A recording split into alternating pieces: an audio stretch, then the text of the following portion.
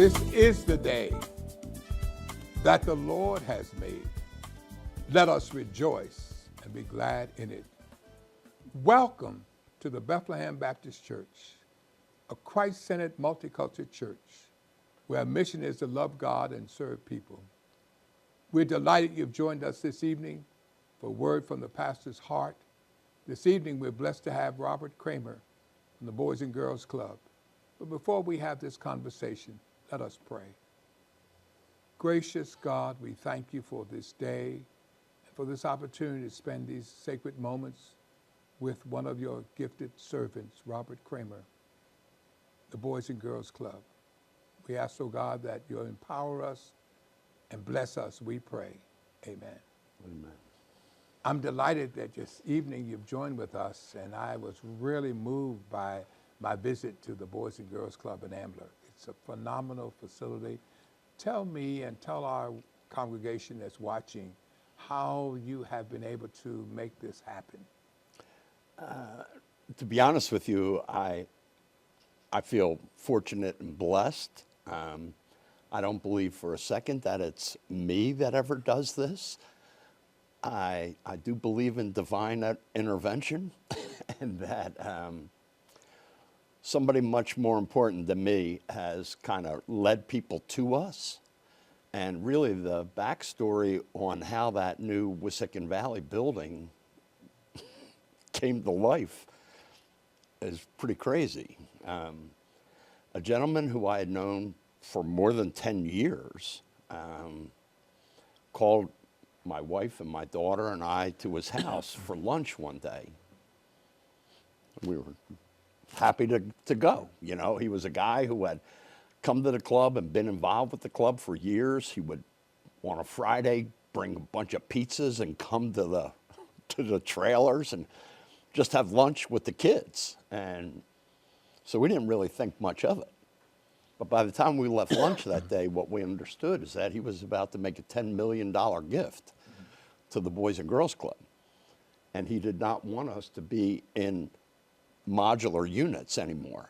He wanted us to have a full-blown building so we could serve more kids. So, like I said, in the 10 years that I had known this gentleman, I never had one clue that he was capable of making a gift like that, and ultimately about to change the lives of hundreds of kids. So how many kids do you serve? So again, we've had a little slow growth at the new building because we're locked in a neighborhood. Mm-hmm. So parking is going to be always somewhat of an issue. Mm-hmm. And the way that the plans were set forward was that the township was also supposed to begin a project at the same time our project began. They are taking what was known as the Beaurit site, mm-hmm. which is a 17-acre parcel of property that's directly in back of the Boys and Girls Club. And the township is going to develop that into what's called a passive recreational park. So, but because of some of the difficulties and all the different hoops that they have to go through, it didn't quite work as planned. So we actually completed our building, and their project is actually just set to begin this month. Oh, great. Yeah, so they're hopeful that it'll be less than a year for that project, and that project, part of that project will allow us 30 parking spaces, which, because the last thing we wanted to do was upset the neighborhood, you know, by people coming home from work and then not being able to find a place to park. So tell us where the location is.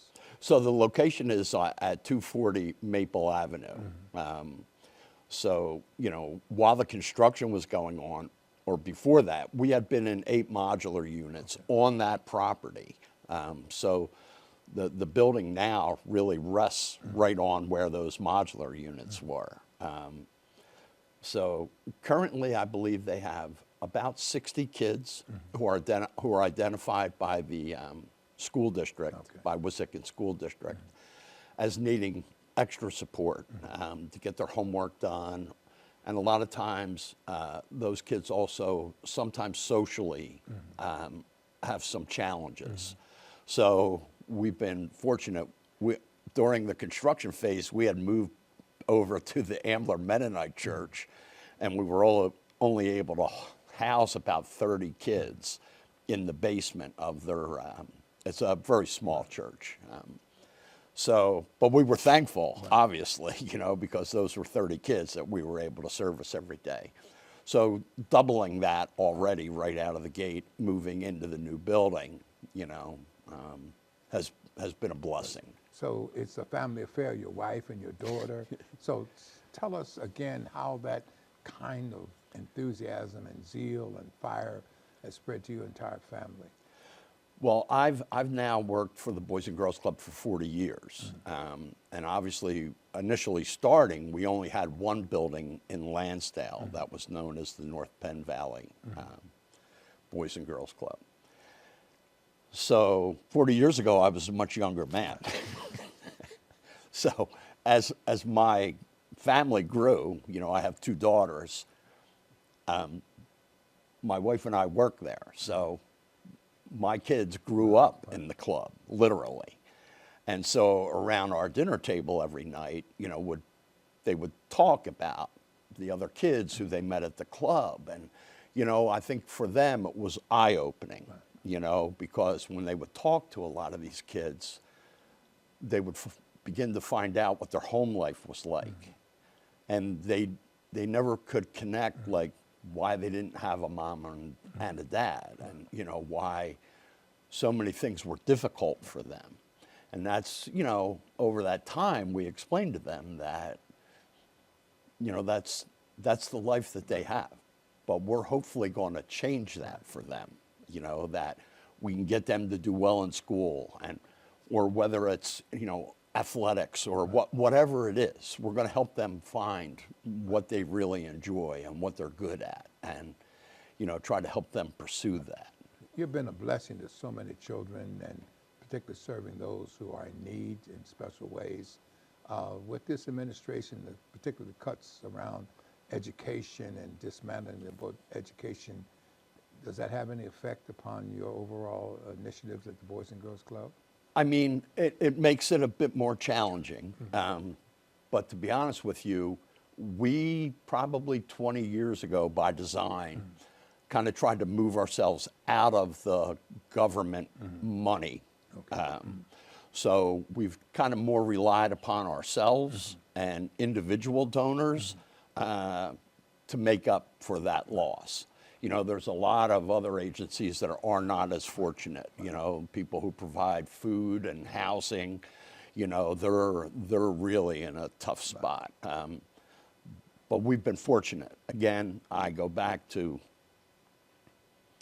I don't always know how I come across people, but I think that once people have come and visited our building and seen those kids and seen their faces, I can't tell you that I sell them to get involved. I think our kids sell us. So if there's individuals watching, how could they make a contribution to the Boys and Girls Club?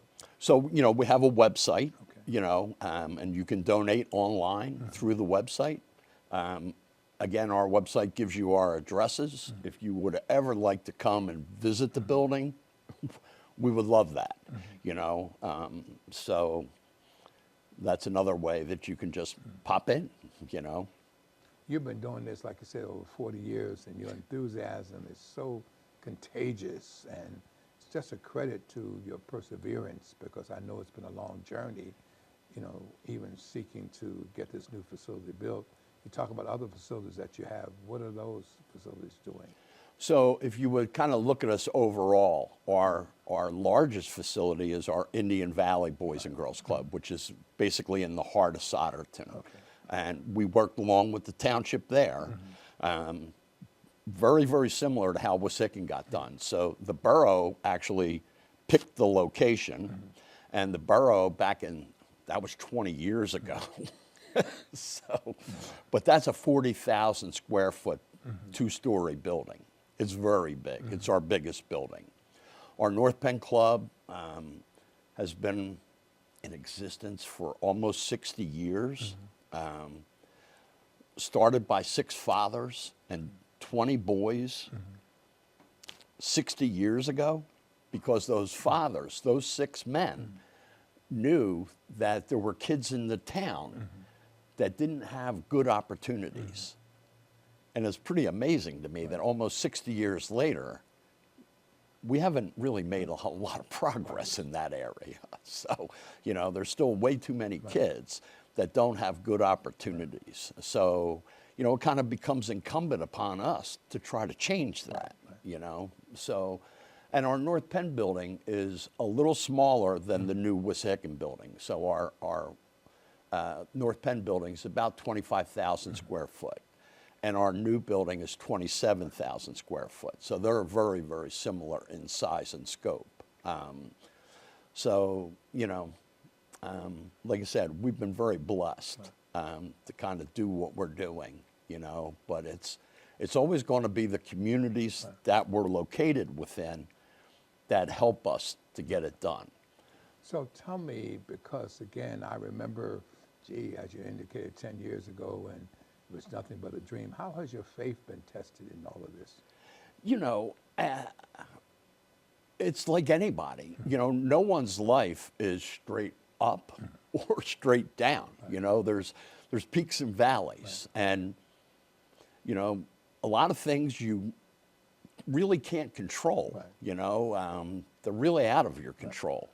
And for me, that's where I think my faith has always come in that I may not understand what we're going through right now, but I believe in the bigger picture that it's all going to be okay, you know. And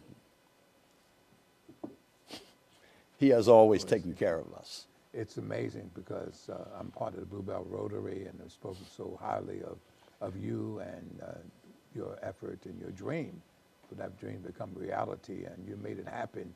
Even though doors been open, but you never gave up. And the fact that I listened to your daughter and the enthusiasm she brings along with your wife. So it's been a family affair.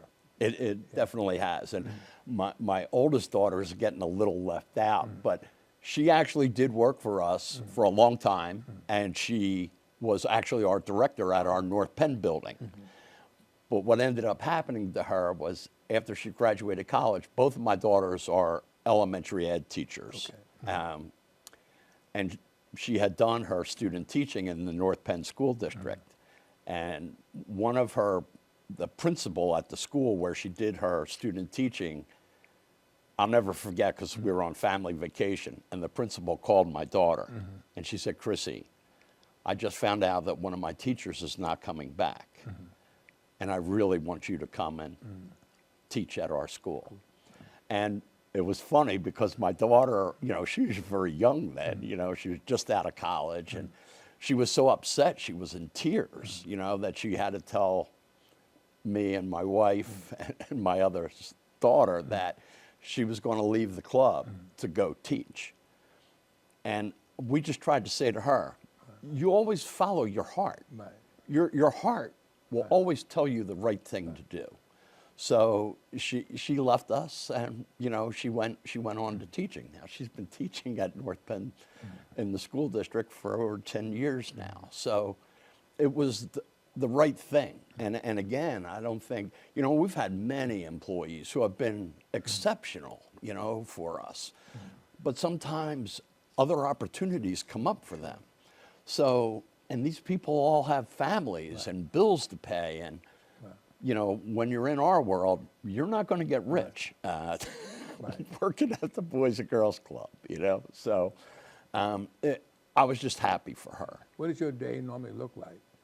So, you know, like today, paying bills, you know, looking through whatever else may have happened at any one of the other clubs overnight, or you know, issues that they may be having, whether it's building wise or, you know, something that they may need to have repaired or fixed. And, you know, so when you have 3 big buildings, there's an awful lot to kind of keep your hands wrapped around. So, you know, it's answering emails, and we also have, as you mentioned, the Bluebell Rotary has one of their biggest fundraisers coming up. And we have our biggest fundraiser coming up. Actually, it's the night after the Chefs of the Burbs. So, you know, trying to line up all all the things that have to happen to make that night a successful night for us, takes a lot of time and takes the whole team, And you also employ almost 70 people. So you're always having something going on sometimes with people, and maybe who's can't come in or is going to be late, and so you're always making sure that all the buildings have everything that they need. How have the neighbors received you in this new building? It's been fantastic. Like I said, we were on the property for the past 5 years in modular units, and that was obviously very different, but they're excited for us, which is, and they've been phenomenal. I get text messages from my one neighbor. If he sees anything or somebody that shouldn't be on our, he's texting me. So, or he's telling me that, hey, somebody left the window open on.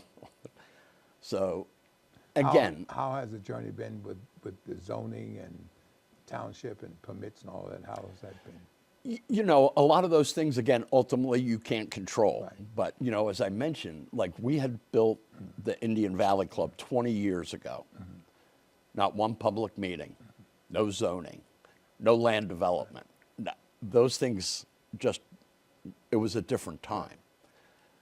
The processes now were almost mind-numbing. I would look at some of the documents that were coming to us. They were like 80 pages of requirements and things that you had to do. So navigating all that, like I said, we were very fortunate to have a great builder. We had an attorney who donated his time and would review all of those contracts for us. And, because one of the things that it did require for us was to get certain exemptions, so that's a process, where you have to, it has to be public, and, you have to go and you have to testify. And so, there's a lot, again, that it takes. But all kinds of people jumped in to help us navigate through all those issues. So the school bus drops the kids off. They do. And then the parents pick them up. Correct. So what do they do while they're at the school, and what normally time do the parents pick them up? Right. So, I want to say our middle school bus typically gets to the building right around 3 o'clock. And then some of the elementary schools, by 3:30 or so, most of them have all been dropped off. So our kids have a membership card. They know the drill. So they come in, they scan their card. That tells us and tells the staff that this is what time they entered the building. And we have a card box. They put their card in, they grab a snack, and they go to their homework room. So there's a room with a teacher and an aide for each grade. So first grade, second, third, fourth, and fifth. Our middle school kids, they have the second floor, and it's more like a cafeteria style. So they could choose to sit at a workstation, like a table, or there's just a counter area where they can plug in their laptop, and and they know and understand that there's certain things that we're going to have to get through, and then they'll have to get checked out of the room by the teacher to make sure that all the assignments have been completed. Any extra ILAs or any extra work that they need to complete has been done for the day. And then once they're dismissed from the homework room, now again, and these were areas that we did not have in the modular units. We had a very small outdoor half basketball court. Now we have a full gymnasium, and each of the floors has what's called a games room area. Okay. So there's everything in there from air hockey tables and ping pong to, to just play with other kids, And I think the beauty in that is that you're actually going to play with someone. You're not on a phone with your eyes down. You're going to play with somebody, and you're going to have some fun.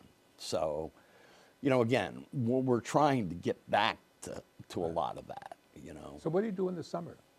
So in summer, we actually flip a little, obviously because kids are not in school. Right. And one of our concerns is always that for a lot of our kids, they're on the free and reduced lunch program. So we're always concerned about them making sure that they have access to food through the summer months. So we address that, but we'll open more early.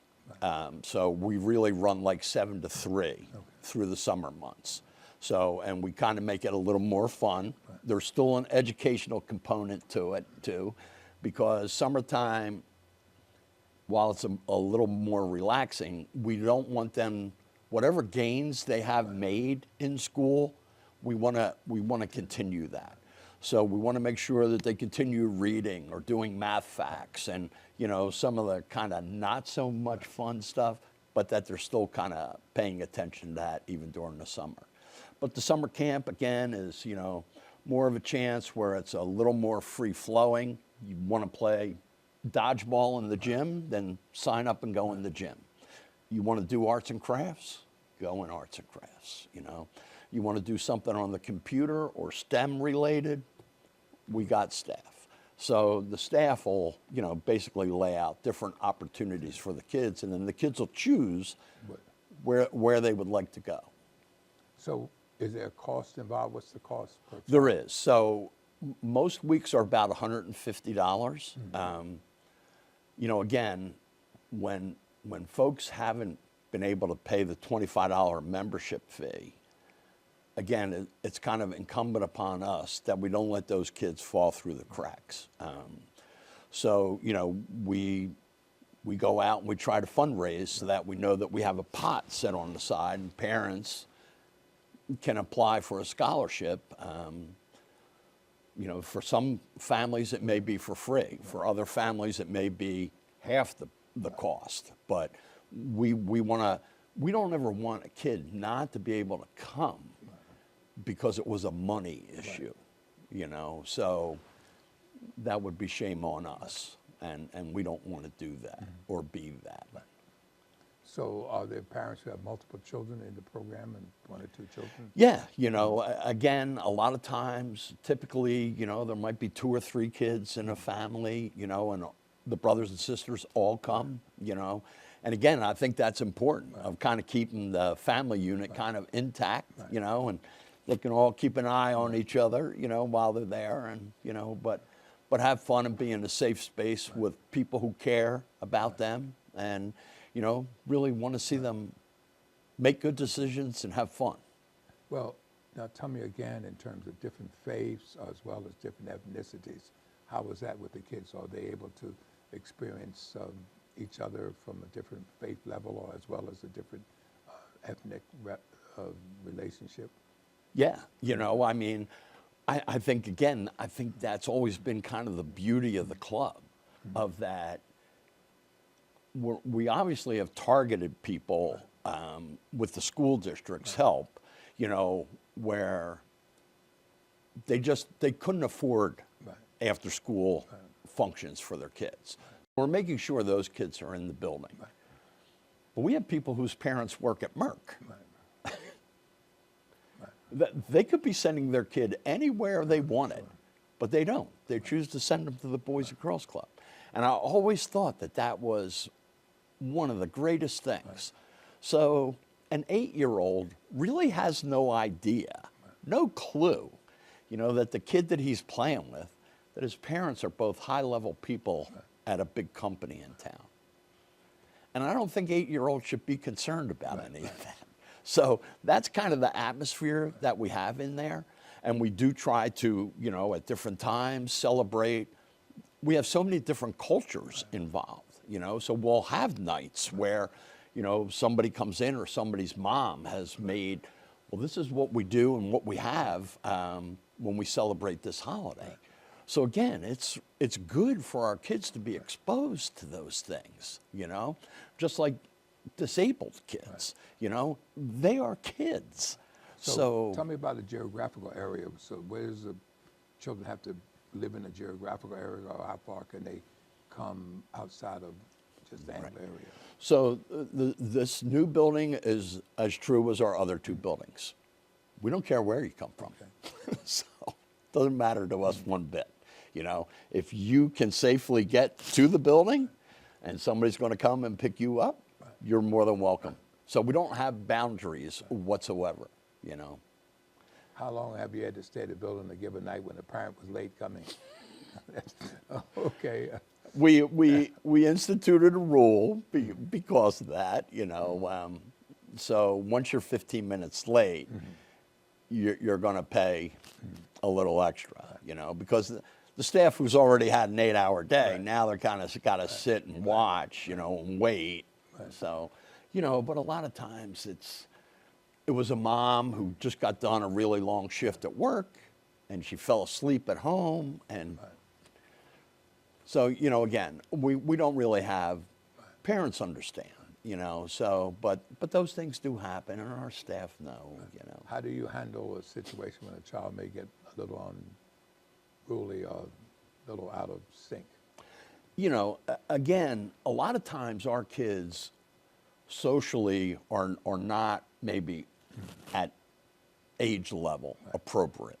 So, you know, taking that extra time to explain different things to them about when they're interacting with other kids, you know, there's certain things that you can't do, you know, so getting them to take ownership of that is really important for us. And don't get me wrong, there have come times where if it's a continued problem, you're going to have to be out for a little while so that maybe you can rethink that behavior and understand that that behavior won't be tolerated in here. So, you know, but it is a life lesson, you know, and sometimes not having something makes you appreciate it. I asked you about your faith. I see the cross around your neck. Your relationship with God at this point in your life? For me, I've always felt that it's just been a personal thing for me, you know. Again, I grew up in a row home in Philadelphia, and, you know, I would probably say that it was a stretch to call us a middle income family, you know. I would say we were probably definitely on the poorer end.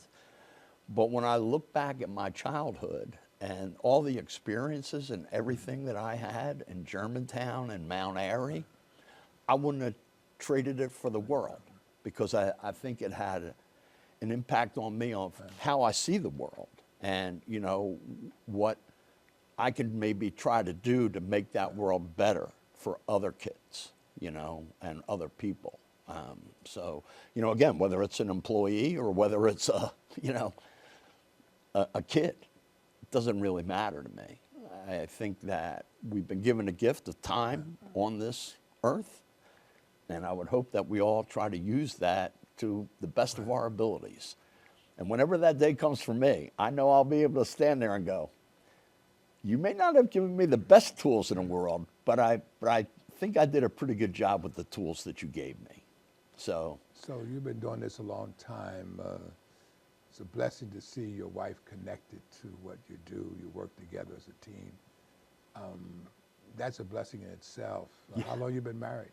Yeah, so we're married 45 years. Oh, wow. Yeah. So, you know, again, I She think didn't know what she was getting into, did she? No, and all you have to do is look at my wife and know I really married out of my league, man. So I don't know really what she saw in me, but I'm thankful for that. And obviously, you know, again, your marriage isn't all good for 45 years. You know, there's challenging times in that too. But again, I think having faith in each other and just kind of being there for each other, I 100% had the right partner, you know. So a lot of times it's about who's with you, you know, that makes the journey even better. I know that there's been highs and lows, but I've never seen you in a low. You always seem to have so much energy. How do you keep that going? You know, I think it's just been kind of a part of me. You know, when I look back again, I think of a lot of my experiences in high school with football, and you know, when you had really tough days and things were not going your way, you know, that you kind of had to learn to rely upon yourself to pull yourself out of that, you know. So I think it's good when you're challenged, and I think it's good when you fail, you know, that there's lessons to be learned in that. And you don't want to go through your life never having, you know, kind of tried to reach for that brass ring, you know. You always want to keep reaching for that thing. So, you know, and what that may lead to opens up a whole lot of different doors for a lot of people. I kind of chuckled because when I was at the meeting the other day with the Rotary, and every time I go to Waba's and somebody taps me on the shoulder, this is paid for. So I just want to thank you for your heart. I just really want to thank God for your heart, and just a blessing to be able to sit down with you and talk about this journey. And I know it hasn't always been easy, but you have persevered, and many lives have been blessed because of you and your family. It's incredible, and particularly in a time where we're living where there's so much racial divide, so much social divide, but that you reach out to people of all walks of life. All of our children can see, hopefully, a better world as a result of being in your environment, being in your presence. And I think that's something all of us should do as adults, and that even though you reach this beautiful point in your life, you're not content. You keep on moving, keep on pushing, which I think is something that also is remarkable about yourself. You want to see kids go higher. You want to see the school become more relevant in our community, looking for the parking facility to come so that there'll be additional parking and other students can take advantage of it. It's just incredible, and just grateful to God for what you contribute and what your life has already spelled out. If you can help somebody, and you've done that. You've helped so many students. Have you ever any students come back and say how much they appreciate what you have done? Yeah, you know, I mean, I have some things that hang up on my wall at work, you know, which are, to me, they're just kind of constant reminders, you know. When a kid takes the time to type out a letter and mail it to you, you know, and in that letter it explains that they were at a cross path in their life, and that either being at the club or coaching them or just being there to be an ear changed the path that they continued on. So yeah, those things are priceless to me. And again, it's just another daily reminder, you know, when I walk in the door of my office of, why are you here?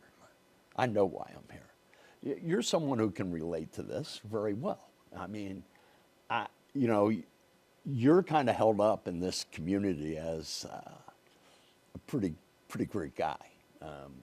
But I also know that you started in a really teeny church right down the road. Yeah.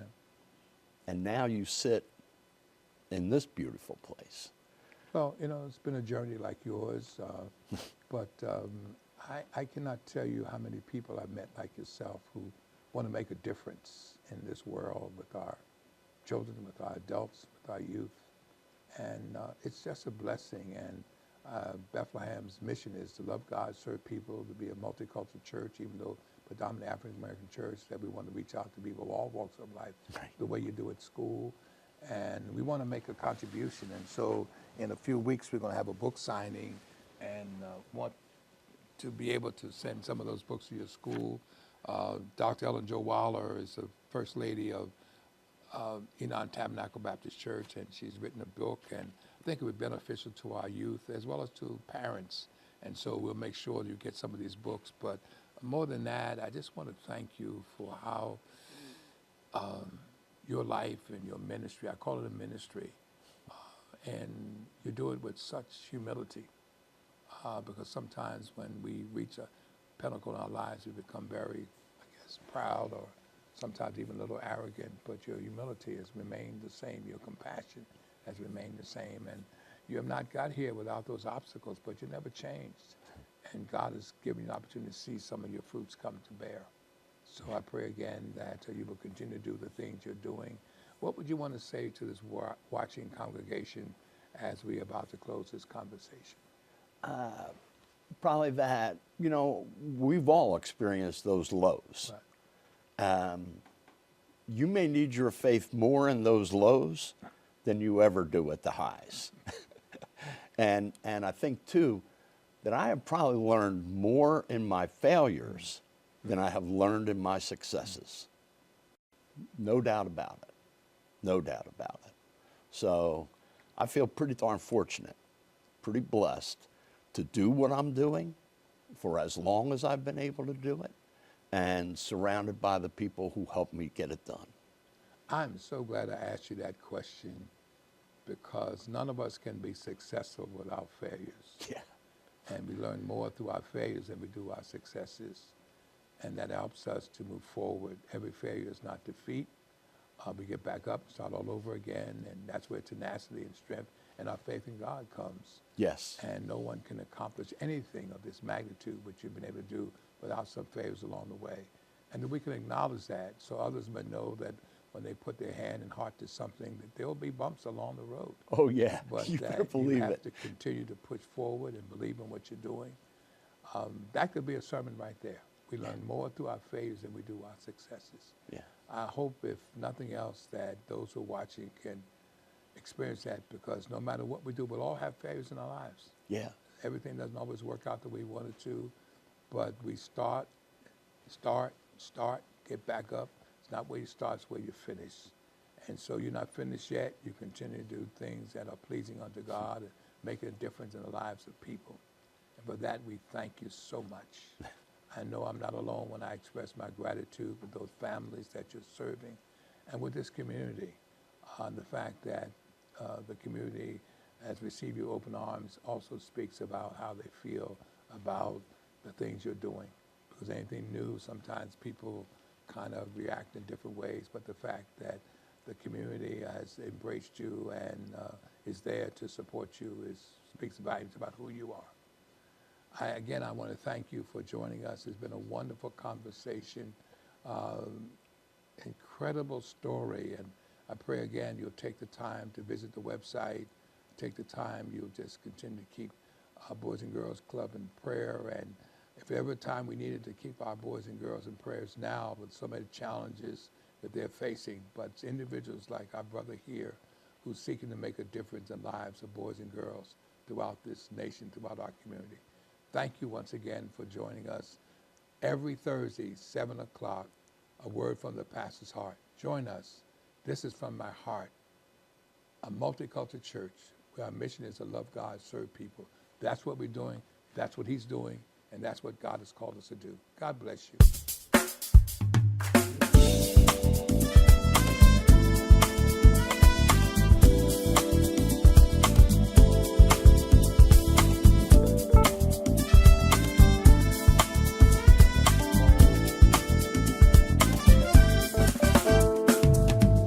Love God and serve his people. It's what we're called to do. Love God and serve his people. Wonderful opportunities awaiting you. Do you know the way to heaven? Yes, you really need to know. Just count your blessings, brother. Here's the